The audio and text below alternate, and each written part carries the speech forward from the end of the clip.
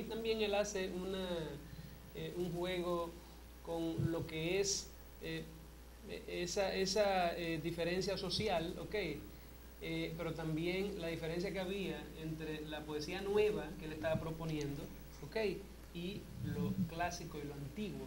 Por eso él habla de lo nuevo, de este hombre que le traen, este poeta que le traen y se lo ponen al frente, y el poeta comienza a decirle que hay muchísimas otras cosas, que no solamente está eso, lo clásico, los trajes, las joyas, y toda esa parafernalia que envolvía a ese rey burgués, sino que estaba el azul, Sí, estaba el azul.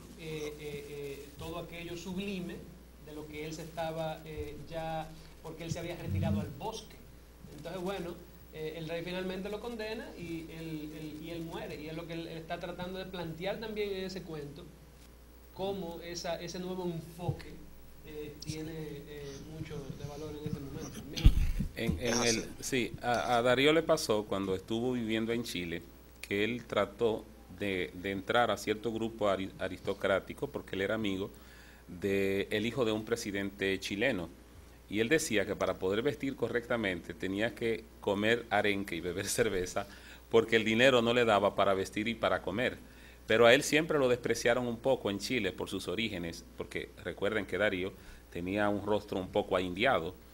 A él le pasó, hay una anécdota, Oscar, muy buena que le pasa a Rubén Darío en España, y no con Unamuno y él no se llevaban muy bien, pero fue con Pío Baroja, que él dijo que Pío Baroja era un escritor con muchas migas, se le notaba que era panadero. Entonces, Pío Baroja dijo, y a él se le nota que tiene mucha pluma y que es un indio. Es una de esas anécdotas que retratan el carácter. Él se codeó con la florinata de las letras, tanto en Francia como en España. Hay documentación de que en la Puerta del Sol, uno de los cafés legendarios, el Café de Levante, el que cantaba las flores con la zarzamora, pues el Café de Levante era un café donde se hacían tertulias importantes, se juntaban gente de la generación del 98, ahí estaban Jacinto Benavente, que era bastante ingenioso, estaba don Ramón del Valle Inclán, y llegó a juntarse también en tertulias en alguno de los viajes de Rubén Darío. Pero fíjense que ahora viajar no es nada, o mandar una correspondencia. Cuando decía esto de las dos cartas de Juan Valera, es que todo pasó muy rápido en muy poco tiempo, porque una carta tenía que llegar en barco, es decir, tardaba como mínimo un mes en llegar a su destino. Y un hombre como Rubén Darío, que viajó tanto por Centroamérica, pero también por toda Sudamérica, pero también por Europa, eran viajes larguísimos, eran viajes que se hacían en barco, no había aviones evidentemente, y sin embargo tuvo una vida muy intensa, con muchos viajes, con muchas comunicaciones, con mucha literatura, y murió muy joven.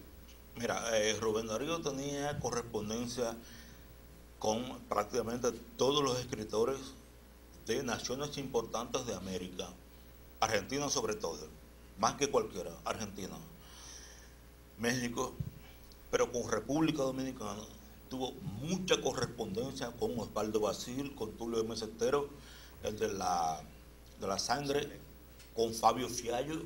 De hecho, Rubén Darío fue el padrino de la hija de Fabio Fiallo, y le mandó de regalo, que se lo mandó Fabio Fiallo el dinero, porque Rubén Darío vivía errante y además tenía siempre muy poco dinero, a pesar de que fue diplomático en muchas partes del mundo, pero tenía siempre muy poco dinero. Fabio Fiallo le mandó el dinero para que él le comprara a la hija que iba a nacer, que estaba todavía en el vientre, la hija de Fabio Fiallo, le comprara una medallita de oro. Y le manda el dinero. Sí, le mandó el dinero. Y los autores dominicanos, Federico Enrique Carvajal, Osvaldo Basil, Fabio Fiallo, le mandaban dinero a Rubén Darío para él sostener sus necesidades. La medallita, cuando le mandó el dinero Fiallo, él la compró, pero faltaba la cadena, y le mandó el dinero también para comprar la cadena. Cuando nació la hija de Fabio Fiallo, le dijo, pero Rubén, pero qué poco amable eres con tu ahijada. que ni siquiera le ha escrito ningún poema. Y él nunca le escribió ningún poema. Él escribió un poema para la esposa de Eduardo Basil, un poema. Y además escribió un poema a Santo Domingo, que no es la gran cosa, no es un poema de Rubén Darío de verdad, pero es algo apreciable. Tulio M. Estero y los intelectuales latinoamericanos prácticamente mantenían a Darío. O sea, es lo más grande que ha dado América. Y hay que mantenerlo. Y le mandaban dinero a Rubén Darío para que él se mantuviera. Francisca Sánchez, que era dicen ellos que era el ángel divino de Rubén Darío, que era su esposa, sufrió muchísimo.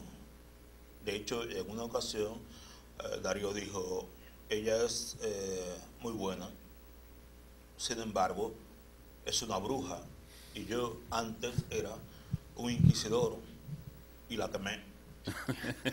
¿Sabe Cosas de esa naturaleza. ¿Sabe que Francisca Sánchez era la trabajadora en la casa de Francisco Villaespesa, que fue donde la conoció Rubén Darío, y fue la mujer que lo acompañó quizás en los últimos 15 o 16 años de su vida, porque él, aún estando casado con la Morillo, él sencillamente se olvidó de ella, porque fue un matrimonio obligado.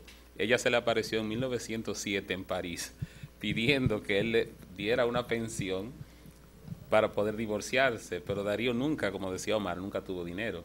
Por suerte, en 1907, el gobierno nicaragüense lo nombró diplomático en España, y eso mejoró un poco la situación económica de Rubén Darío. Y era tan querido Rubén Darío ya en su país, que cuando él regresa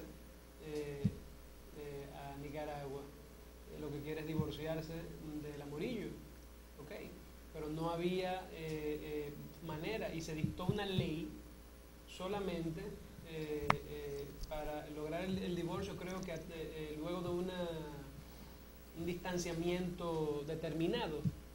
Y entonces finalmente él no se pudo divorciar porque ella, la Morillo, alegó que ella también vivió con él en Francia. Pero ella fue al final de su vida la que cuando estaba ya muy mal de la cirrosis, fue la que lo sacó de donde estaba y lo llevó al campo, y finalmente fue con ella que murió del mal de la cirrosis por lo mucho que vivía también. No sé si tendrá que ver herencia genética o influencia de los simbolistas franceses, pero la verdad es que llevaba una vida muy díscola, bebía en exceso y igual era mujeriego. No sé, pues digo lo de la herencia genética porque su padre biológico era, dicen las biografías que era así. Y yo no sé si estamos a tiempo para el primer corte publicitario.